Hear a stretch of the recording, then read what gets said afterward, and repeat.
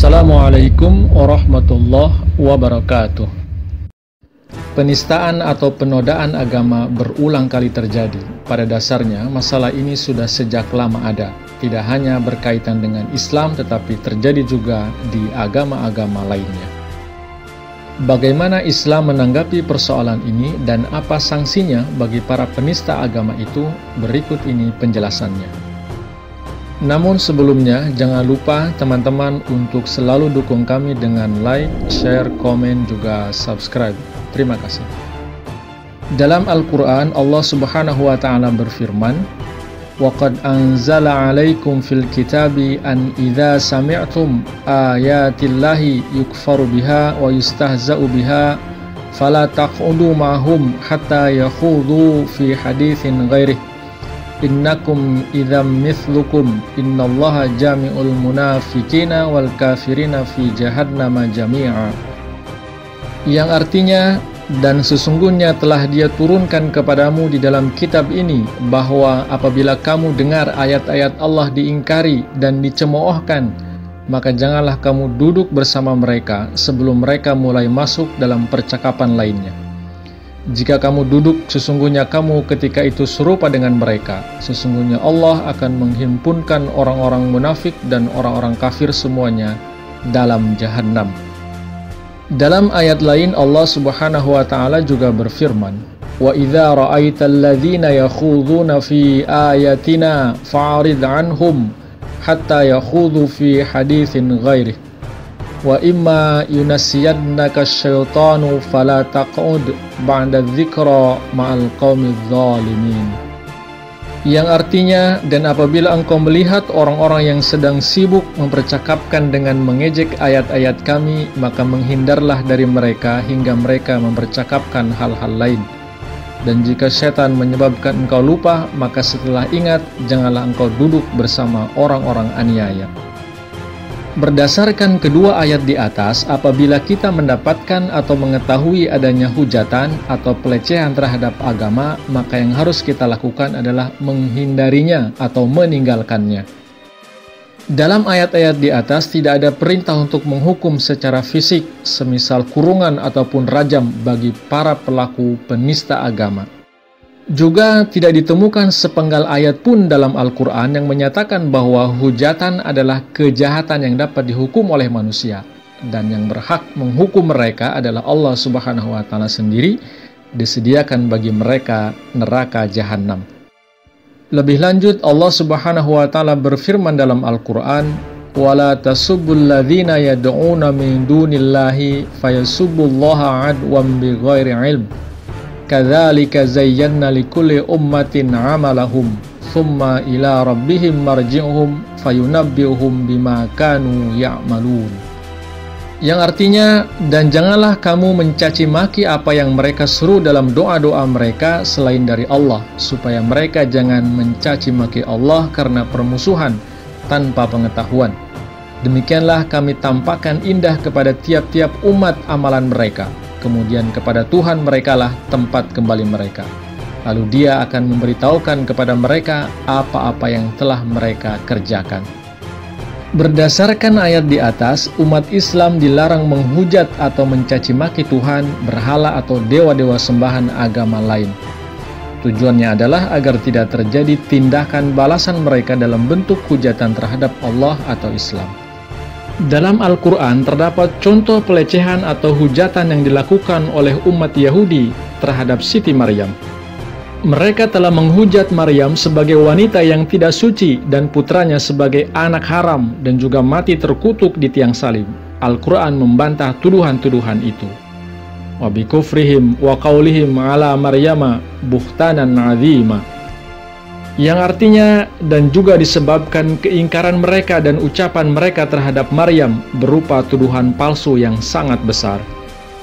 Kata-kata buhtanan azima, tuduhan palsu yang sangat besar, menggambarkan celaan yang amat keras terhadap umat Yahudi.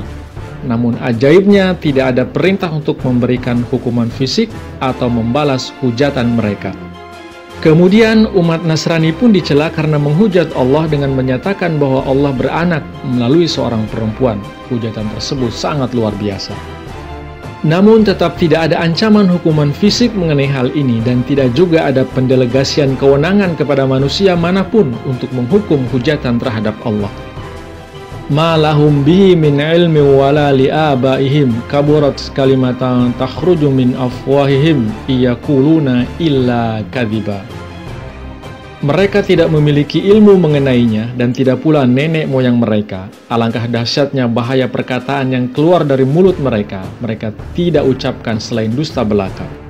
Dalam Islam, salah satu yang sangat sensitif adalah pelecehan atau hujatan terhadap Rasulullah SAW. Penghinaan terhadap Rasulullah pernah terjadi di masa Rasulullah sendiri, yaitu yang dilakukan oleh rajanya orang-orang munafik, yaitu Abdullah bin Ubay bin Salul. Demikian seriusnya hujatan itu sehingga Al-Quran pun menyebutkannya. Yaquluna la irraja'na ilal madinati la yukhrijannal a'azzu minhal adzal walillahil 'izzatu walirasulih walil mu'minina walakinnal munafiqina la ya'lamun. Yang artinya mereka berkata, jika kita kembali ke Madinah, tentulah orang yang paling mulia akan mengeluarkan orang yang paling hina dari situ. Padahal kemuliaan hakiki itu kepunyaan Allah dan Rasul-Nya dan orang-orang mukmin. Akan tetapi orang-orang munafik itu tidak mengetahui. Peristiwa pelecehan itu terjadi ketika Rasulullah dan pasukan Islam dalam perjalanan pulang dari suatu ekspedisi. Abdullah bin Ubay menyatakan di hadapan orang banyak bahwa begitu mereka tiba kembali di Madinah, orang yang mulia, yaitu dirinya, akan mengusir orang yang paling hina dari Madinah. Yang ia maksudkan adalah Rasulullah SAW. Semua orang pada waktu itu memahami cemoohan itu ditujukan kepada Rasulullah. Tentu saja para sahabat sangat marah, darah mereka mendidih sehingga jika diizinkan, pastilah Abdullah bin Ubay mereka rajam dengan pedang. Amarah orang sedemikian tingginya bahkan putra Abdullah bin Ubay yang mukhlis menghadap Rasulullah meminta izin guna membunuh bapaknya dengan tangannya sendiri. Putranya itu mengemukakan alasan bahwa jika orang lain yang membunuh bapaknya, ia khawatir akan membalas dendam terhadap pelaku tersebut. Sepanjang sejarahnya, bangsa Arab terbiasa melakukan balas dendam atas ejekan yang dilontarkan pada mereka atau keluarganya tanpa melihat besar kecilnya cemoohan itu. Namun, Rasulullah SAW tidak mengabulkan permintaannya dan juga tidak memperkenankan yang lainnya untuk menghukum si munafik Abdullah bin Ubay tersebut dengan cara apapun. Tidak ada hukuman apapun terhadap Abdullah bin Ubay sampai akhir hayatnya. Ketika ia kemudian meninggal secara wajar, betapa terkejutnya orang-orang ketika Rasulullah memberikan baju beliau sendiri kepada putra Abdullah untuk digunakan sebagai kafan. Yang lebih mengejutkan lagi adalah Rasulullah mengimami sholat jenazah yang bersangkutan. Tindakan beliau tersebut sangat mengalutkan pikiran para sahabat yang tidak dapat memaafkan kelakuan Abdullah tersebut. Namun itulah yang dilakukan dan dicontohkan oleh Rasulullah. Tidak ada hukuman apapun bagi orang yang menghina dan melecehkan agama. Dari uraian di atas dapat disimpulkan, pertama, dalam Islam tidak ada hukuman apapun di dunia bagi pelaku penghinaan atau pelecehan terhadap agama atau simbol-simbol agama. Dan Islam tidak memberikan hak atau kewenangan kepada siapapun untuk memberikan hukuman kepada para penghujat itu. Allah yang berhak membalas kejahatan mereka. Kedua, dilarang membalas pelecehan atau penghinaan tersebut karena hal itu akan menimbulkan reaksi balasan terhadap Islam. Dan yang ketiga, sebagai bentuk reaksi atas pelecehan atau penghinaan itu, Al-Quran menganjurkan untuk meninggalkannya atau dengan kata lain memboikot perbuatan jahatnya itu. Jika konteksnya saat ini, maraknya pelecehan atau penodaan agama di media sosial, maka yang bisa dilakukan adalah mendelete-nya atau memblok atau report, dan jika mampu silahkan berikan penjelasan. Wallahu a'lam bishawab. Terima kasih telah menyimak video ini hingga tuntas. Jangan lupa untuk terus dukung kami dengan like, share, komen, juga subscribe bagi yang belum. Wassalamualaikum warahmatullahi wabarakatuh.